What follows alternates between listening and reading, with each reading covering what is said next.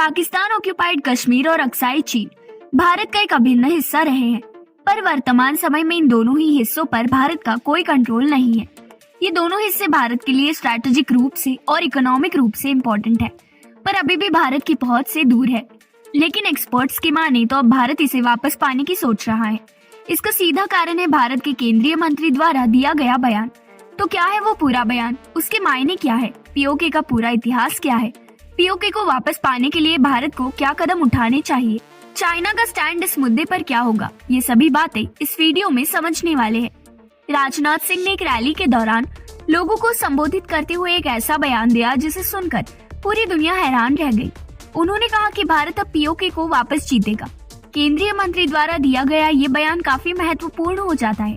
इसे सुनकर लगता है कि भारत अब कुछ ऐसे कदम उठाने वाला है जिससे वो पाकिस्तान ऑक्युपाइड कश्मीर को वापस पा सकेगा। पर उससे पहले जान लेते हैं पीओके का इतिहास। 1947 में जब भारत और पाकिस्तान का बंटवारा हुआ, उस समय पर भारत में कई सारी रियासतें थी जिन्हें भारत में मिलाया जाना था। इनमें से एक रियासत जम्मू कश्मीर थी और जम्मू कश्मीर के राजा ने फैसला किया कि जम्मू कश्मीर स्वतंत्र रहेगा। जम्मू कश्मीर और भारत पाकिस्तान के साथ नहीं जुड़ना चाहता था, पर पाकिस्तान ने इस फैसले की रिस्पेक्ट न करते हुए जम्मू कश्मीर पर अटैक कर दिया। जम्मू कश्मीर के राजा हरि सिंह ने भारत की सरकार से मदद की अपील की, जिसके बाद भारत सरकार ने राजा हरि सिंह से इंस्ट्रूमेंट ऑफ एक्सेशन पर साइन करने को कहा। इसके बाद भारत ने अपनी आर्मी को पाकिस्तान में भेजा और उसे वापस खदेड़ दिया, पर भारत की आर्मी लाइन ऑफ कंट्रोल तक पहुंच पाई थी। तभी जम्मू कश्मीर मुद्दा लेकर भारत के प्रधानमंत्री जवाहरलाल नेहरू यूनाइटेड नेशंस चले गए। यूनाइटेड नेशन ने कश्मीर मुद्दे पर स्टेटस को लगा दिया, जिसका मतलब था वहाँ यथास्थिति बने रहेगी, और भारत ने कश्मीर को पाने का एक महत्वपूर्ण मौका गवा दिया। ये पाकिस्तान के पास चला गया।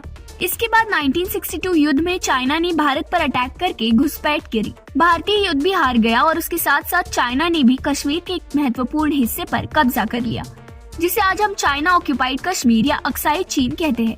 इसके अलावा जम्मू कश्मीर के क्षेत्र जिसे सक्शगाम वैली कहते हैं, उसे भी पाकिस्तान ने चाइना को गिफ्ट किया।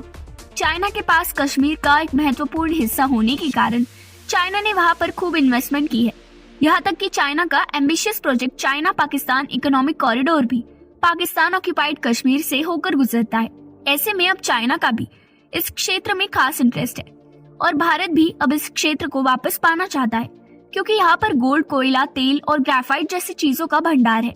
इनकी कीमत कई ट्रिलियन डॉलर में आकी जाती है, पर भारत सीधा हमला करके इस क्षेत्र को वापस नहीं जीत सकता। हालांकि पाकिस्तान की आर्मी भारत से कमजोर है, पर चाइना की आर्मी भारत से बेहतर है। पीओके के क्षेत्र में चाइना की इन्वेस्टमेंट होने के कारण चाइना भी इस युद्ध में इन्वॉल्व होगा। ऐसे में पाकिस्तान और चाइना के साथ एक बार में युद्ध लड़ना भारत के लिए शायद समस्या हो सकता है। अगर एक बार को ये मान लिया जाए कि भारत यह युद्ध जीत भी लेता है, तो उसके बाद भी न्यूक्लियर अटैक की संभावना बहुत ज्यादा होगी। ये बात पहले भी बताई जा चुकी है कि बालाकोट एयर स्ट्राइक के बाद पाकिस्तान भारत पर न्यूक्लियर अटैक करने का प्लान बना रहा था। तो फिर भारत इस क्षेत्र को कैसे जीतेगा?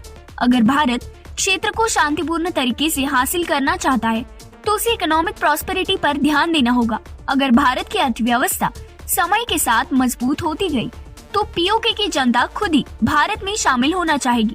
ऐसे में शांतिपूर्ण तरीके भारत पीओके को जीत सकता है। अब ये देखने वाली बात है कि राजनाथ सिंह के इस बयान के बाद भारत की आर्मी और भारत की सरकार क्या कदम उठाती है। इस बारे में आपको क्या लगता है, जरूर बताइए। साथ ही साथ वीडियो को लाइक करें और चैनल को सब्सक्राइब करें।